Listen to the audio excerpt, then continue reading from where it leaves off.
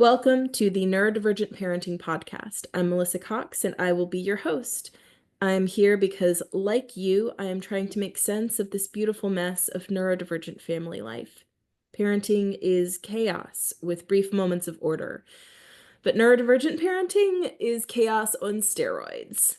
Each episode, we will sink into real conversations about this journey, not the Pinterest perfect version, but the real one, where we can share strategies that actually work for us, feel seen, heard, and build a community where we genuinely understand each other.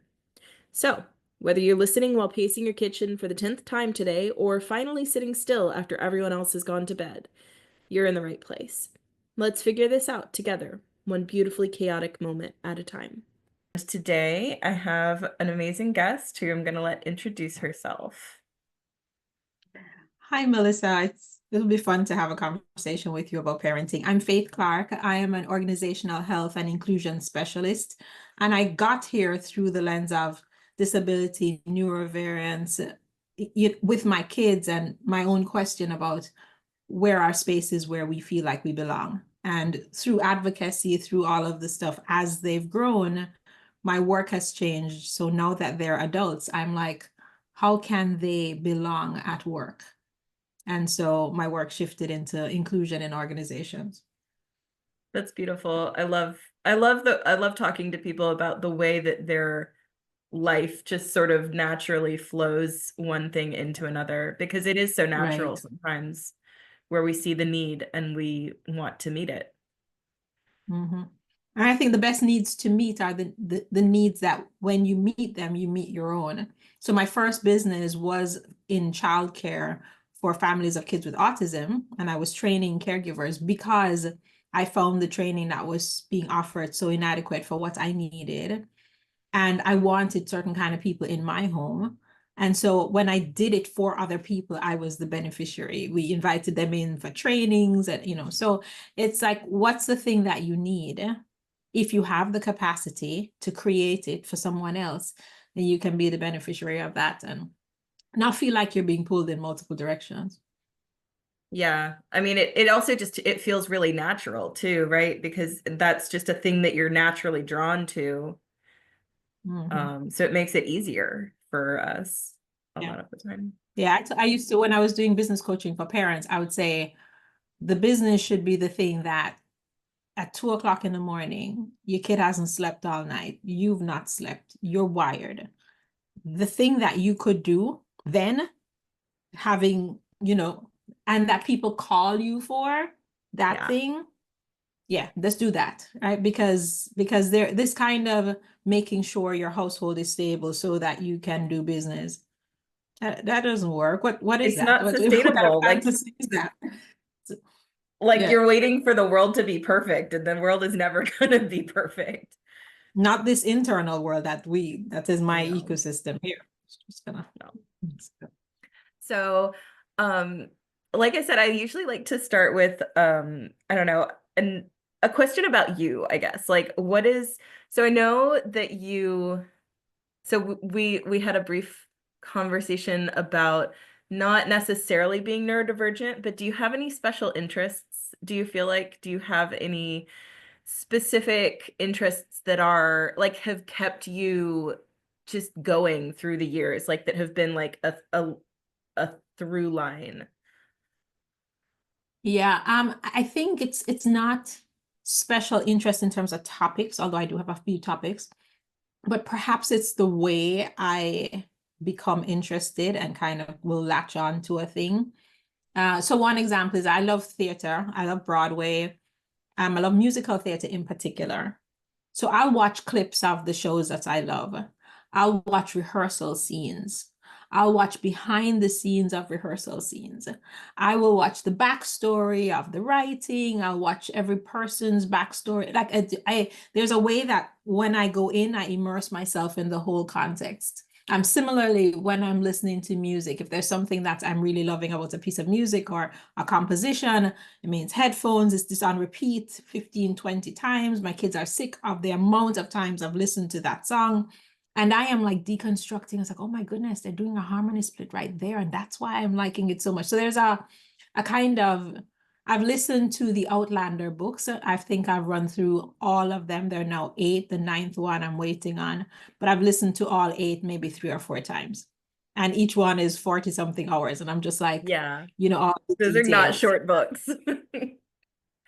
that I'm just like, and of course, now, by the 3rd time through, I'm like, okay, I'll skip this part and I'll re-listen to that part. And, so I think there's the thing that makes me effective in work, which is this ability to connect any 2 ideas and therefore build strategies and build processes for people where they think there's a gap, is also the thing that has me immersed in tiny details, because I'm like, oh, this thing over here and this thing over here is related. How? And so that's I've leaned into that as I've gotten older. I'm like, yeah, why not? Yeah. It's beautiful. So when it comes to parenting, like, when did you first realize that your kids were maybe not uh fitting in with like the other developmental patterns of other children, or what was like what was the beginning? Yeah, so just for context, my kids are 26, 23, and 20. Mhm. And my 26-year-old has autism.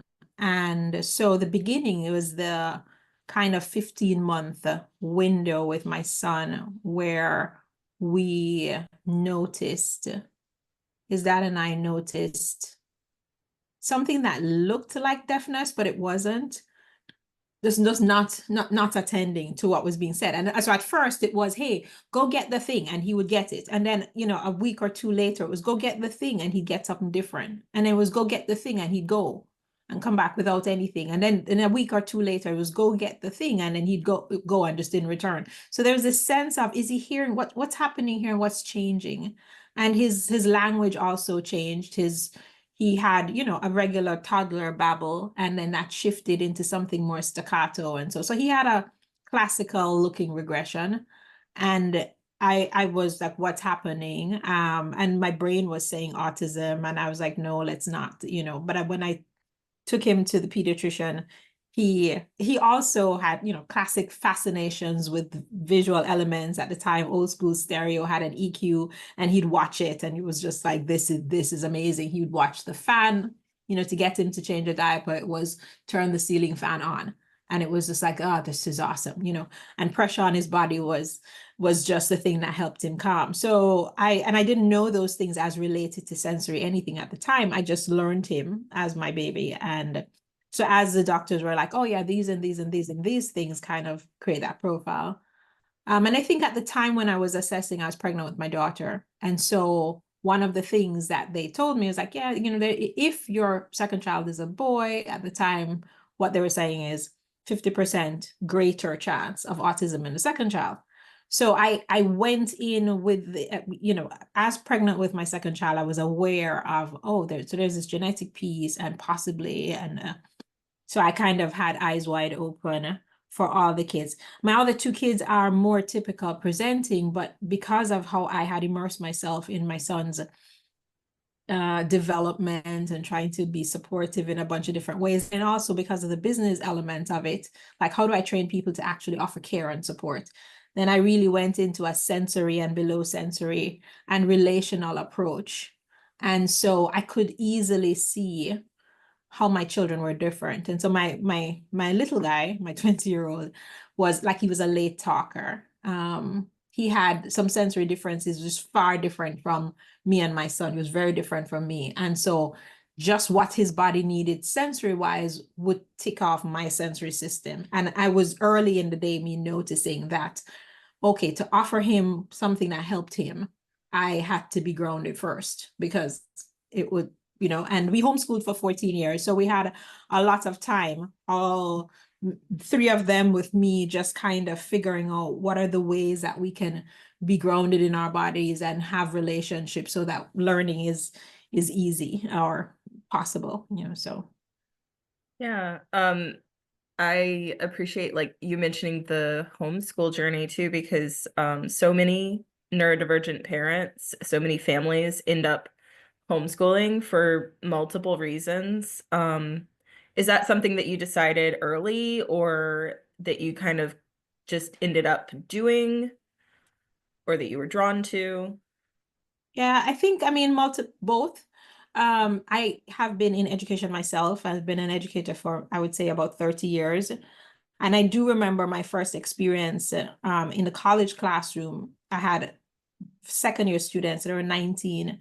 And I was just kind of looking at them and just saying, the system has killed something in them because they were just like, whatever, hurry the thing up, And you had the few people who were curious, but I just felt really committed to supporting my kids' curiosity no matter what, because knowledge isn't king, it's thinking and curiosity, and so like whatever it is that's killing that, I don't want that. And as I learned to change my own teaching approaches, I really wanted my kids to be the beneficiary of that. But then when we got the autism diagnosis, I got scared. I was like, I have no idea. I don't know how to be with this person. And so he did go to school, and it took me watching them in school, aside from, the school bus came at 6:45, and I'm like, I'm not a morning person, neither is he. It was torture. Yeah. But then also the kind of watching him in school and just like, these people are not super motivated. And I understand that life is hard and there's not being paid much, and the system is not set to kind of create joy in the staff. But the lack of joy isn't helping my son do hard things. Yes. So I was just like, you know what, let's just come back home. It's easier for me, And so because he was back home by 6 years old, I had brought my oldest back home. So then the 3-year-old and the 1-year-old, it was just we all just kind of stayed home, and classes out. And Jaden went back to school when he was about 15. And I continued homeschooling the other two until high school. But yeah, so it was this combination of wanting a different experience and knowing that the school system actually told me that they can't offer me, they're not supposed to, they don't have to offer me the best. They just have to offer me the good enough, The and then minimum. yeah, but I think this approach works well with him. And then they would be like, yeah, well, we don't have to offer this approach that works well with him. They're saying it's in different words, but that's basically what they were saying. And I was like, yeah, well, I want this thing that's good for him. So I'm gonna be what I think I need to be for my kids, with or without your help. And so That is the experience of so many of us. It's just, okay, you're not going to do it, so I guess I'm going to do it. I'm going to do it myself. I'm like, I'm going to figure it out. yeah. And I I think too, respect I respect neurodivergent go ahead. parents so much because we are all just, I'm going to figure it out. Like, watch me. Yeah. And I think too, like, there's a way that it takes us off the hook, because it's one thing to be trying to help your kid. Yeah. That's the work. I'm trying to help my kid. But the additional components of the teacher and the therapist and the administrator and the paraprofessional and the additional kind of mediating responsibilities, I was like, it was relief to me to just be like, oh, I can just be with you. And then I brought in volunteers and stuff like that. And in the bringing in of the volunteers and training them, they were more committed to me than the Board of Ed was. So then I was like, okay, cool. We'll do that then. So Exactly. Because I feel like so much of the work with public schools is trying to figure out how the system works so that you can work the system, as opposed to actually helping the kid. You're just trying to find what are the ways. I mean, it's like legal stuff, like where you're just trying to find like what ways can I manipulate the system to get the things that I need to get more out of what I want. Yeah. Yeah. And when you do that, because I remember one year I had an impartial hearing. I took the district to court to say, hey, this is what I think my son needs. Went to the impartial hearing. I won the hearing. I got the service. And then I realized, wait, this was for 1 year. I have to do this again in the next academic year to get it again. Yep. It's like, yeah, no, I spent 6 months preparing so that we could win this case. And no, actually, I have life to live. It's just not, I'm not going to be begging you for this. That's just not, Yeah, and I think it's pulling teeth. Everything is pulling teeth. And I think in this work, my current work with belonging and inclusion and stuff in the workplace, one of the markers of not belonging is the constant having to prove that you need something. And the people who belong are the people who, they don't look like they have needs because their needs are automatically met by society. And for everyone else, not only are your needs not met, but you have to pull out a whole big reel of data that has to fit what power says it should look like, just to prove that you need a thing. And you're a constant burden of proof is one of the biggest signals of not belonging in communities. So It's heavy. It's heavy to yeah. like constantly have to tell people like in so many facets of your life. I mean, I think that's why a lot of neurodivergent people tend to be very isolated, because it just gets so burdensome to tell people over and over and over again, this is what I need, this is too much, this is not enough. And Yes. then constantly be met with, I mean, it's like why a lot of us have medical trauma too, like where we just don't go to the doctor as much as we might need to, because having to convince a person to care Yeah. is a lot. Hopefully, I hope, well, we'll see if swearing is allowed. Because parents said It's to me, fine. and this is us quoting a parent when I was running the caregiver business. She says, we just need people who give a shit. Yeah. And I was just like, this is very basic. I should just put on the website. We give a shit. Because it was so much of the parents' experience was this sense of, do you I'm it's like my words are bouncing off your face. Do you really care? And yet, as a person who has been in professional spaces and understand the fundamental inequity in most of those spaces, the people are giving what they receive.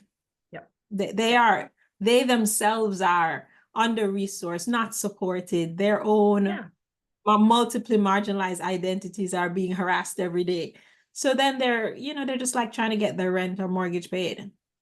Yeah. I mean, So, I really appreciated the beginning of this conversation before we got on the recording, because like you point out, like so much of being neurodivergent, like the things that we think about being hallmarks of neurodivergence are very colonialized. Like they're they're very specific ideas of how we think that people are supposed to work and how people are mhm, supposed to exist in a society. And um it I think about like the way that neurodivergent people are the canaries in the coal mine, in right, that no one is supposed to exist like this, like no one, but right. we are, especially it's difficult especially for neurodivergent people, so we are like the first ones to fail.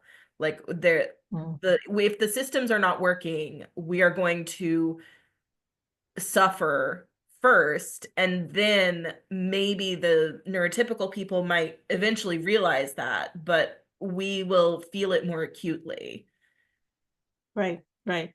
And I think the piece that's always intriguing for me is like, so I ask organizations and leaders to do some version of a power analysis, like understand the power identities you hold, understand the marginalized identities you hold. The more marginalized identities an individual holds, the less access to resourcing that they have, and so just the that idea of the canary in the coal mine in terms of the first to go down, it's the layering on. So when my son became an adult, and then my little guy in particular, as an adult, that was even more scary in some ways. And I was like, wait, disabled Black man in America. And just a way that, of course, he will, like, when they call me and say Jaden was aggressive in school today, Mm. my professional mind, my academic mind, as I'm deconstructing what they say happened, I'm thinking white boy 18 would have been dysregulated. White boy 18 would have been having a flare. But my kid is aggressive, and then I look at the thing, I was like, wait, he was in the room by himself, and then 20 people entered the room, and he told the person to get up, and the person said, no, they're not getting up, and he pushed them. And you say aggressive. You don't say overwhelmed. You don't say anything like that. You say aggressive. And so I think just being aware that, especially when we hear about failures in the system, whatever kind of failure. Now, when I hear about, Black leader fired, I'm just like, multiply marginalized identities, lack of access to resources, needs not being met in the system. And therefore, you become the person that gets the bus runs over. Everywhere we see that, and just so, yeah. Yeah. So many ways that neurodivergent people end up building the supports and the systems for themselves it all comes down to like there aren't any. So how can we do it ourselves? I mean, it's disabled people of all walks, of all kinds. We do this. Like we have to find it for ourselves because otherwise we can't exist. Right. Mm-hmm. Absolutely. Absolutely. So what, okay, so we might have already answered this. We might have already answered this question, but like, what is your biggest struggle with raising neurodivergent kids? I guess it's twofold. There's the society and the environment and all the things that we've talked about. Recognizing that they are constantly going to be in a space of not fitting and not belonging, and figuring out how to position that. And also, again, society, acknowledging the risk of going against society. So pulling my son from school meant him not having certain kinds of training. Yeah. And therefore not being able to fit in traditional disability looking circles. He won't sit, he won't, and whatever. And so then, even in deciding what you think is healthier for an individual, if the society is against that, you're really inviting a certain level, like you said, of isolation for the sake of what you hope is well-being, because you don't know, you're just trying your best. And so that I think tension, that fear, and then for people like me, where you learn all kinds of stuff, this thing could help, this thing could help, this, and I have in New York, in Manhattan, met quite wealthy parents of kids with autism who've tried all kinds of things, and it's been amazing, it has worked wonderfully. And you're like, yeah, that's a cool $500,000 that you've spent over the course of 10 years. And so what about the rest of us? So there is the more you know about how to be supportive, the harder the lack of access to that support feels. Yeah. Because it's like, oh, I could go to California and spend a week in the detox place of the thing. Yeah. Yeah. How?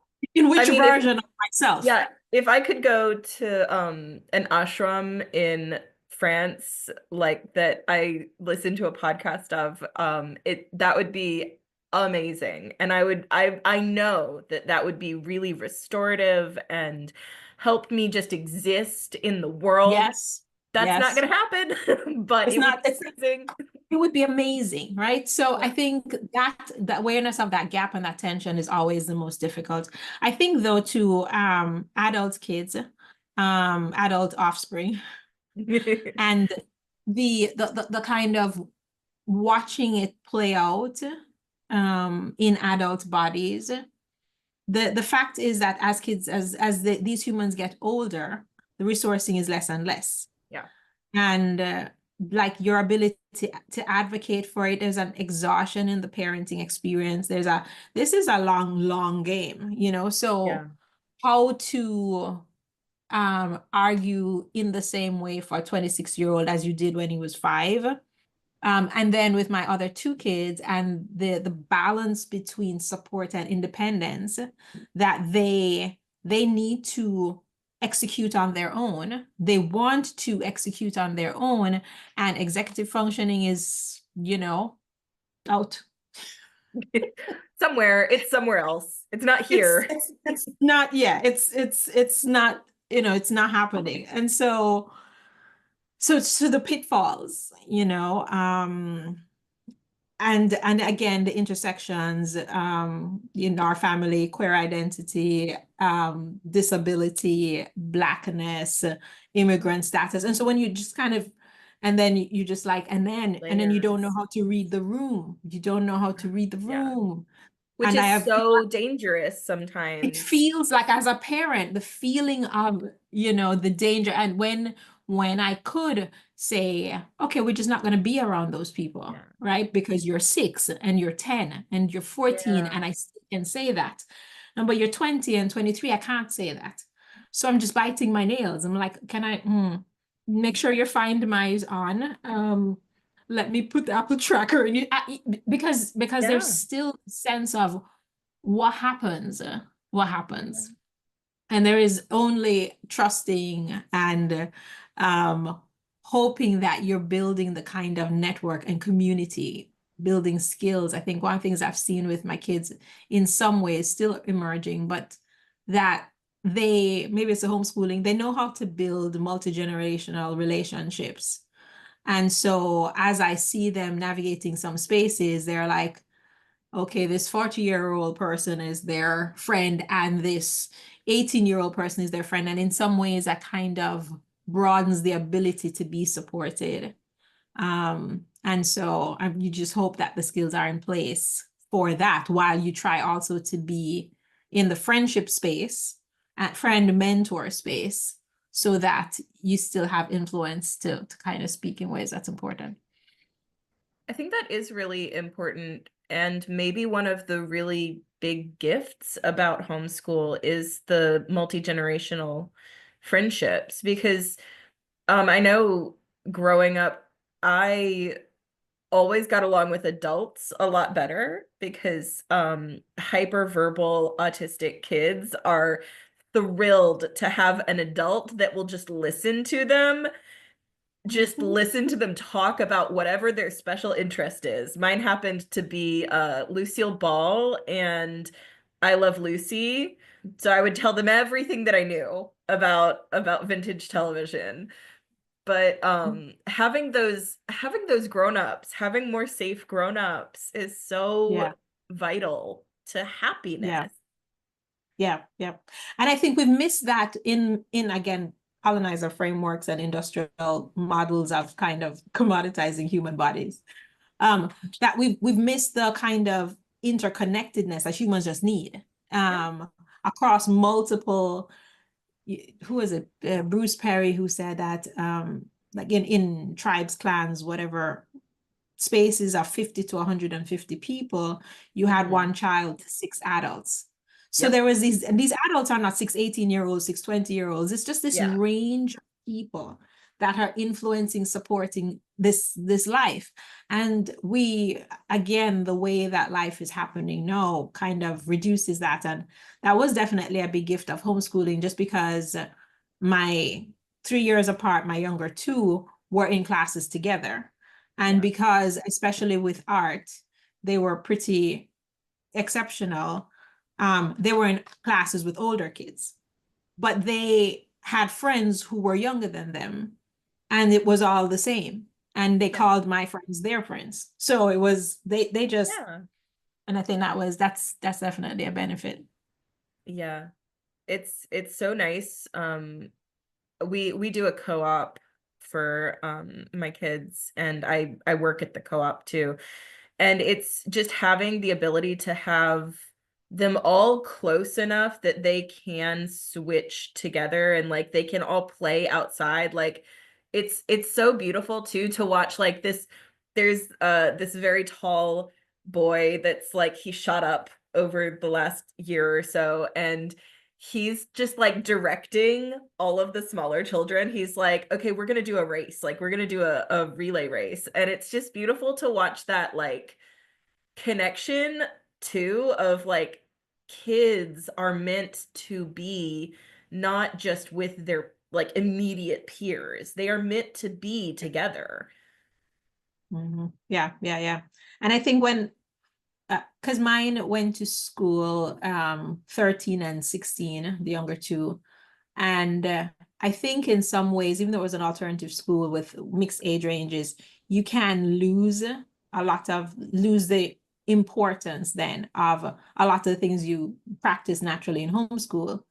But I feel like those things are just in the bones, and so there's a way that those motor patterns, those relational patterns, those habits of connection just show up back when they're needed. And that's the thing I'm trusting. So, yeah.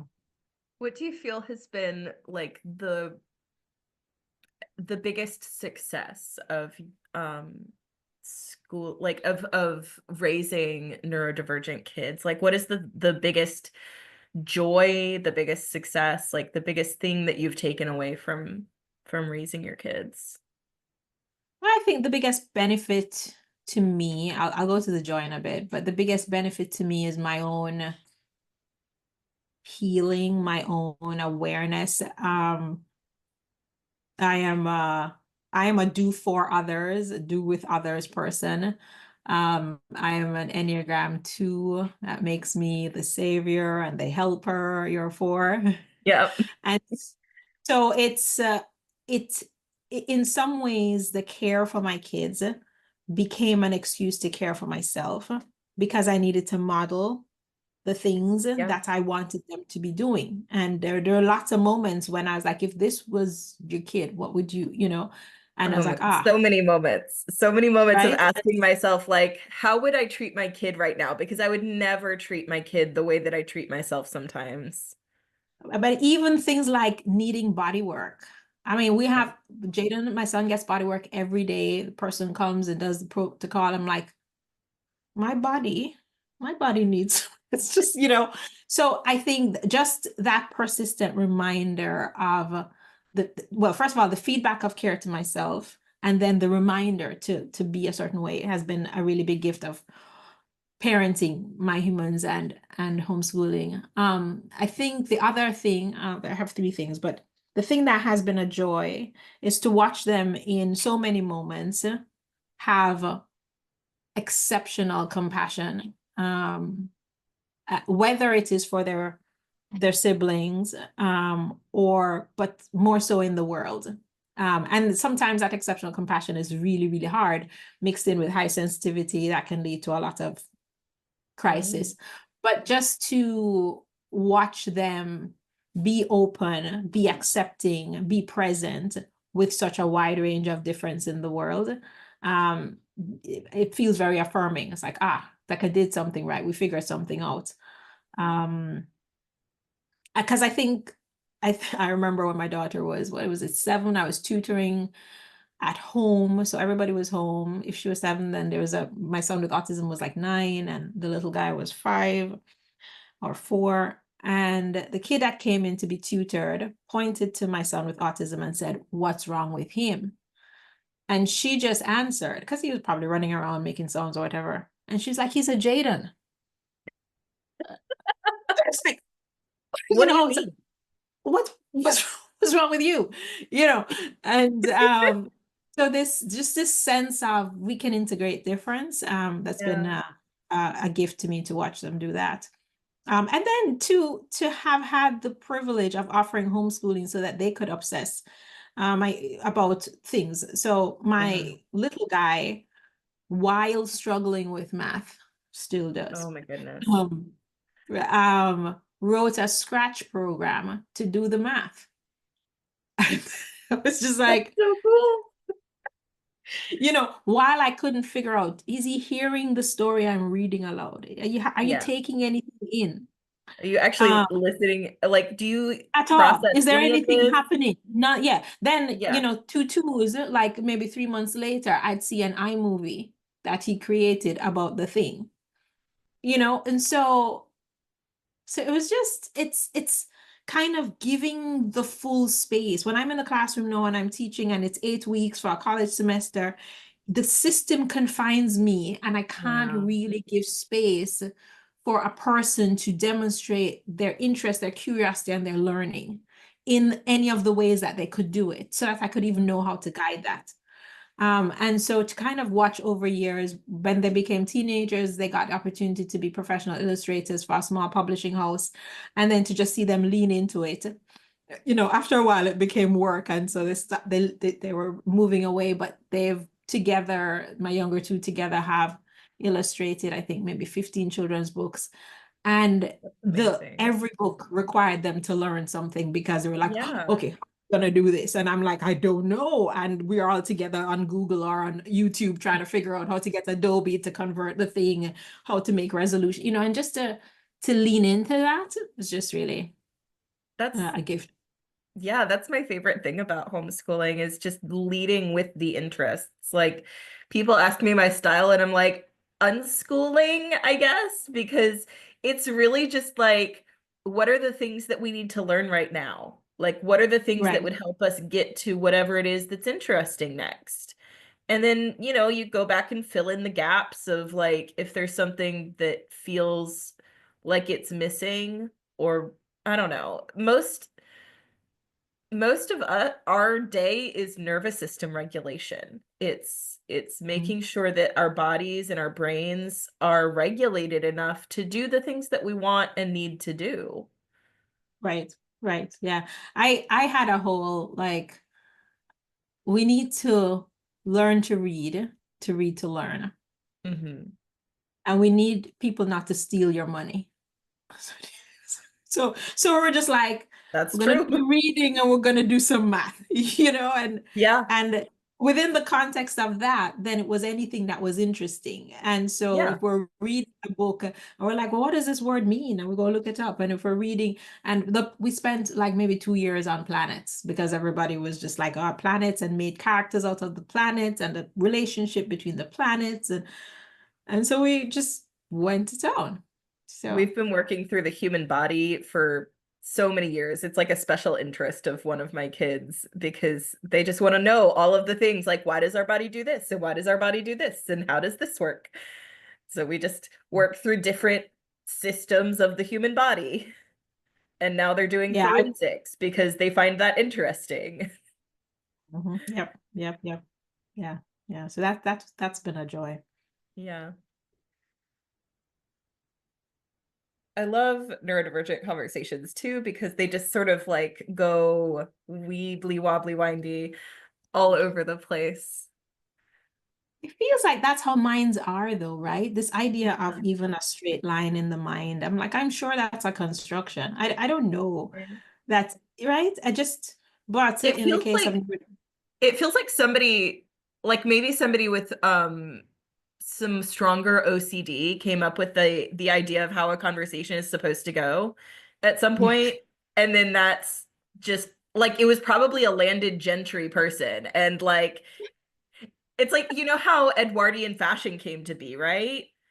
no, Um how did it be? so it was this lord had very specific ideas of how men specifically should be dressing, and he had a lot of personal issues about how he wanted to dress, and then he basically like made that very like, well, this is how everyone should be dressing because he wanted to be normal. And so he was like, Right. okay, everyone needs to dress this way. Everyone needs to have a high neck collar and like all of these layers. And so like fashion became very boring because he wanted to be boring.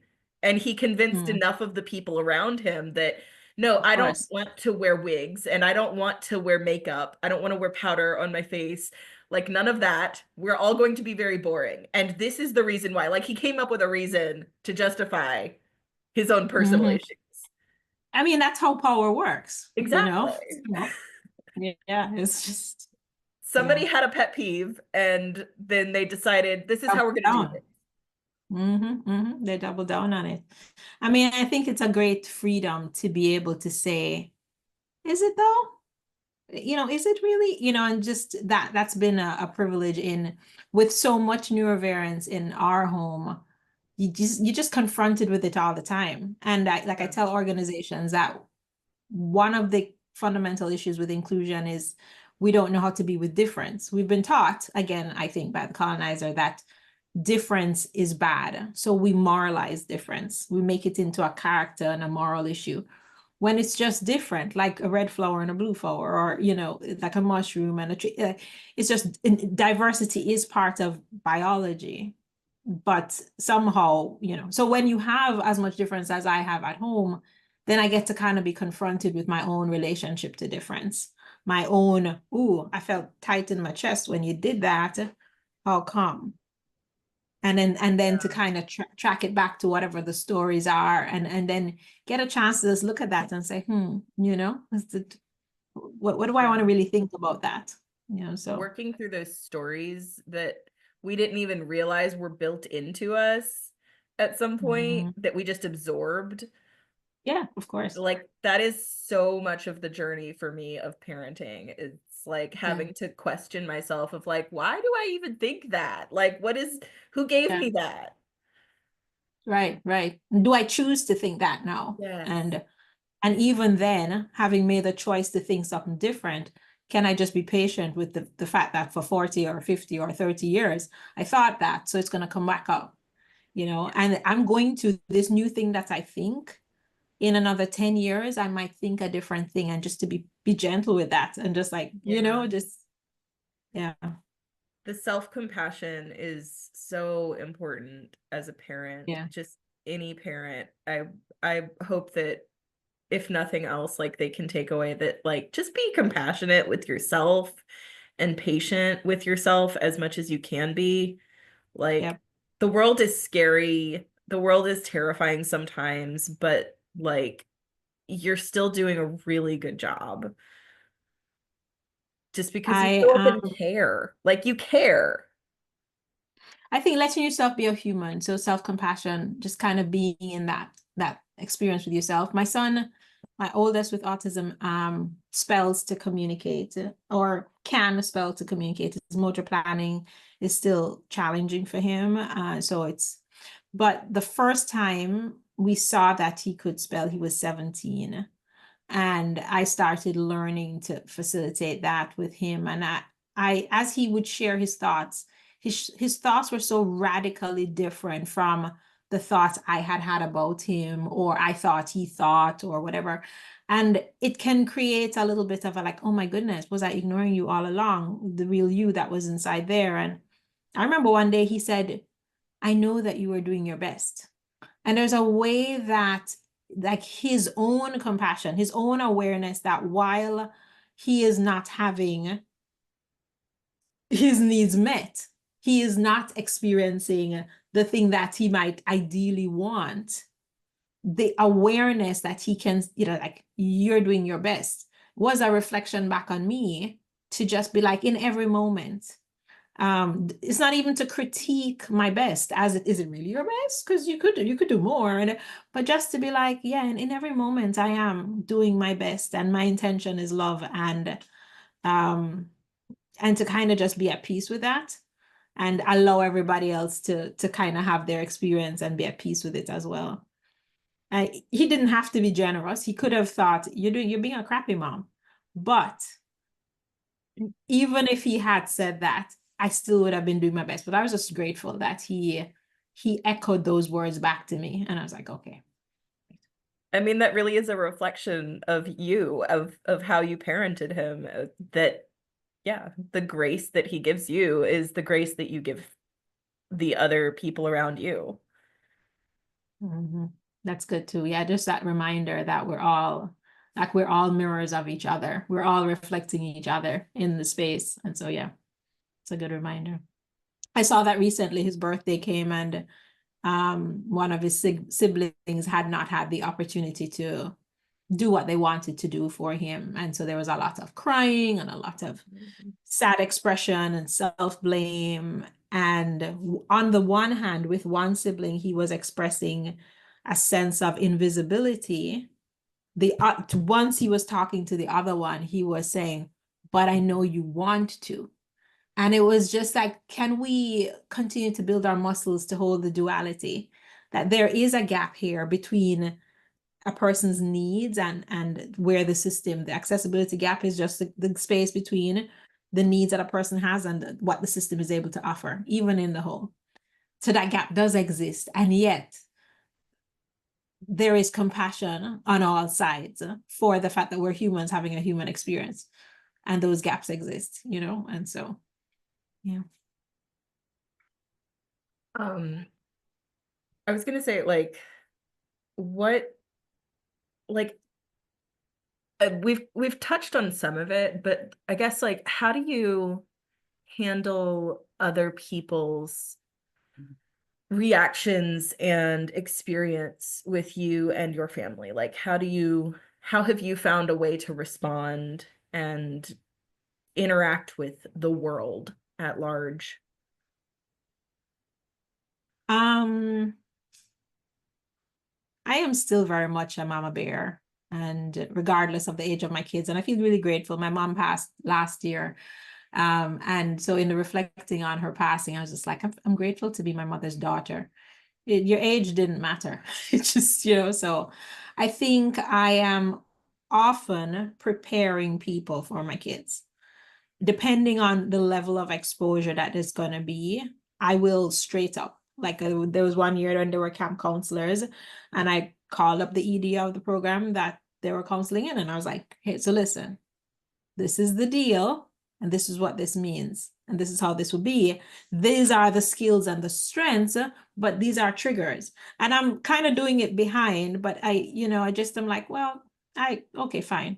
I'm helicopter parenting, fine. Just and so I think I try to go ahead as much as I'm able, to just say, to offer a balance of strengths and opportunities and potential triggers or stuff. And I don't invite, I exclude myself from spaces that feel like they won't include my kids. And that means relationships as well. So if it is that I feel like I have to do over and above, then I'm not. But I think overall, people feel from me this sense of accept that my kids are doing their best. Yeah. Hear that, see that, love them as you love them as an extension of loving me, and operate with that premise. Don't assume that they are stubborn, don't assume, right?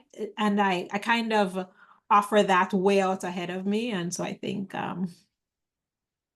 people have come to expect that from me. Sort of like setting the tone and just expecting that this is how we operate.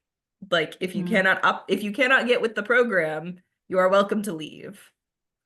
And so like even with my kids, when they started going to school, I was in the school all the time, and I'd be like asking questions, couldn't get proper answers, and I was all the way up to the director. I was like, hi, so this is what I noticed, this is what's happening, this is the thing, so what's happening here? And then he would tell me, we discussed this or that, and I'm like, wait, you're all discussing this about my kids, and you haven't invited me into the conversation? Because homeschoolers are like, you're co-educating my kid with me. Collaborative. Right. This is what, but then you forget that, school people don't really know this. I'm like, no, no, you need to be in dialogue with me, because I actually am the expert on my kid.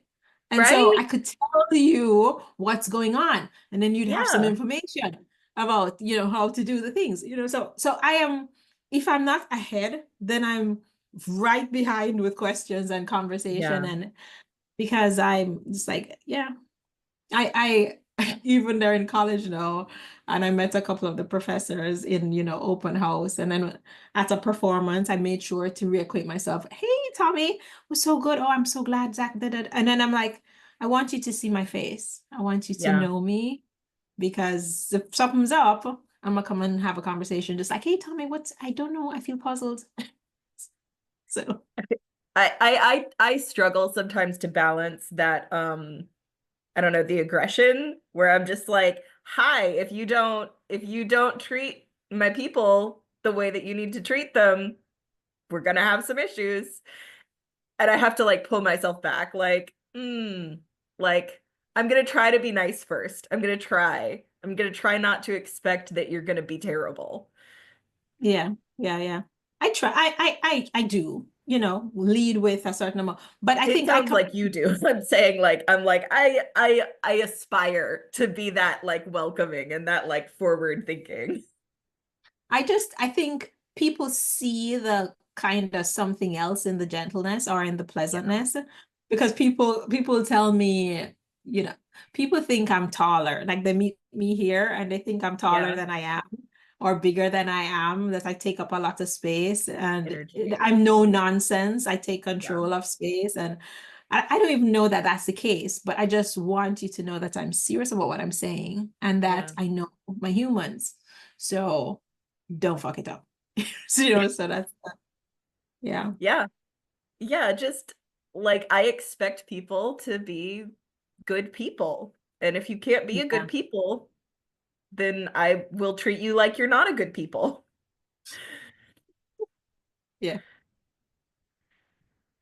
This has been just such an amazing conversation. You are a brilliant human being, and I am like blessed to have been able to talk to you like this. Oh, you're welcome. It was a good conversation. Thank you. Thank you so much for coming on. Was there I see a couple of your books behind you. Did you want to mention those? Well, I hear that Parenting Like a Ninja is out of print. Somebody just told me that, and I was like, oh, and I have books on the shelf here I could send to somebody if they want it.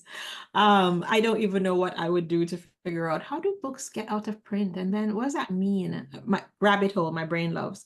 But Parenting Like a Ninja was kind of me working through what I call that crisis that happens when you're whichever the first kid is that has whatever chronic situation, somewhere about 7, 8, 9, you run out of steam. Oh my You goodness, you you do.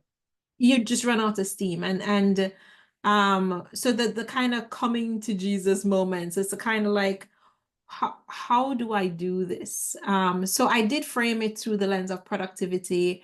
I think I just started a doctoral program at the time in psychology, and I was meeting myself through some of the theories of just motivation and what humans actually need. And I was like, oh, I need this, that, that. And I tried to meet those needs in this, that, that way. And so Parenting Like a Ninja was just the reframing of your energy that's kind of leaking away all over and kind of pulling it back, knowing what you want to be directing it at and being able to direct it. Professional productivity or productivity in your home or whatever. And it's interestingly enough for me, the frame that I use there, I just kind of pull the frame up, make it a contextual, and then apply it in business spaces. So peak performing team is a reflection on how can teams be more human? How do we help people actually think and act together? And the program I was in, I was studying, doing research on new venture teams, and just noticing how scrappy some of the effective teams are, some of the ways that people just connect automatically with each other, and recognizing that, oh, I know call it inclusion, but there is an honoring of how humans fit that makes good teams work well even without words, not needing to plan all the time, but really falling into sync without words. Those are really deeply human characteristics that if we understood people, but it takes pausing, it takes honoring, it takes, inclusion, it takes all those things. And Peak Is Performance Team isn't a book, it's a podcast mini series that I plan to make into a book and have it on my computer, but not I was published. just gonna ask. I was like, I want to read this because this sounds amazing and brilliant, and I just want to ingest all of that information. It's a 5-part series, and I can send you a link to the episodes. Yeah. Because it's just from the business person's point of view, we need people working together to kind of live out some of the missions and some of the visions that we have. But Yeah. the supremacist ideology does not design teamwork in really human ways. So It's not conducive to their goals. That's not the yeah. goal. No, it's not. It's not. And I think I tell people in business spaces and in organizational spaces that the machine wasn't built with equity and justice and belonging in mind. It's not that kind of machine. So we can't put a policy and change it. You know, it's fundamentally Building that from the ground up is what we're doing. it has to be a rejiggering of how people are with people. Yeah. And because that's just not gonna, it's it's Yeah. like painting over, a It's like truck. trying Still a to, truck. go back into, I don't know. So I was originally a pastry chef, and it's like when I forget the salt in a recipe, like there's no going back to fix that. Like you just have to start over. Like Yeah, yeah. you can't put salt on That's top. something It's else not going to be now. the same. You can't put it in later a lot of the time. Like you just have to start over. Yeah, yeah. It's a redesign. It's a yeah. Yeah. So And then the peak performing team behind you. yeah, Peak Performing Team is the podcast mini series Okay. where I talked about teamwork. And Okay. so like I can send the link to the mini series, even though I have the transcript that is supposed to be polished into. I was just We'll see. looking at the I was like, so it's not a book, but it's you have like the Yeah, I had the like the hang on the oh, wall I see, thing I made. see. Okay. But it became the cover, the graphic became the podcast That cover makes sense. instead of like a book cover. It's like a But tease. It's like at yeah, some point yeah, there will be a book yeah, that it's looks just the like kind that. of every Yeah. time somebody says it to me, I was like, yes, yes. And there's, I think so many of us have so many books and Yeah. there's so much knowledge in us, but you have to respond to the need in the moment Yeah. because in 2 years, in 3 years, you're curious about something else. So it's like, wait, which one am I going to write? Do I want to write the And restorative work culture book? I want to write the yeah. belonging book. Do I want to write teamwork book? It's, Well, so and then at some point, I mean, I think that that is sort of the natural progression of things and how it works out best in the end, because a lot of the time, like I've had, bits and pieces of things that I've written, and then I'll go back and look at them. Oh, this is where that fits. This is where that yeah, yeah. comes together. This was supposed to be a part of something, not the whole of something. Right, right. Because when I talk about work culture now, a lot of the teamwork stuff shows up. Yeah. Because yeah, a lot of where things are falling apart is inside this. We're actually working on a project. This deadline is Yeah. approaching, and you kind of use power over instead of power with this other person to make a thing happen, so. Yeah. So where can people find you if they would like to connect with you or follow you for more of your wisdom? Faithclark.com. I hope I am responding to messages there. Also, Faith Clark or Faith A. Clark in most social media. So LinkedIn, Facebook, Instagram is where I hang out. And so I'm Faith Clark in all those places. So, yeah. Awesome. And we'll put those links down below too. Email faith@faithclark.com. That's probably a sure thing because I'll actually read it. It's Yeah. I'm having a love-hate relationship with social media right now, but I I'm think a lot still of us there. are. I think Yeah, yeah. Yeah. it's So it's an interesting place to exist. yeah, I am yeah, I'm not weaning myself, but I perhaps the competing with voices that I dislike, I just am not a shout in the crowd kind of person, and that's how Yeah. it has felt. And so Yeah. I'm just kind of thinking through what do I back to the same things I tell parents and tell business leaders that what do you know about yourself? How do you include yourself first? How do you say yes? How do you belong to yourself? How do you claim yourself? And Yeah. so I'm working against myself in some of that, in some of the social media. So I'm like, there might be a need to kind of assess the way to say yes to me in that way. So I think that's all really important and valid. Yeah. This has been, as I said, just an amazing conversation, and I appreciate you so much for getting on and talking with me today. This has been an episode of the Neurodivergent Parenting Podcast with Melissa Cox.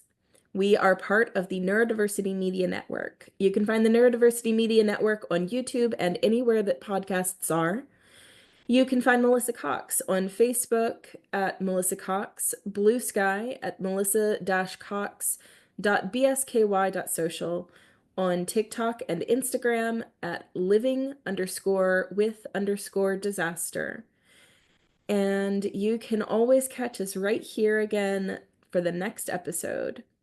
Thanks for joining us.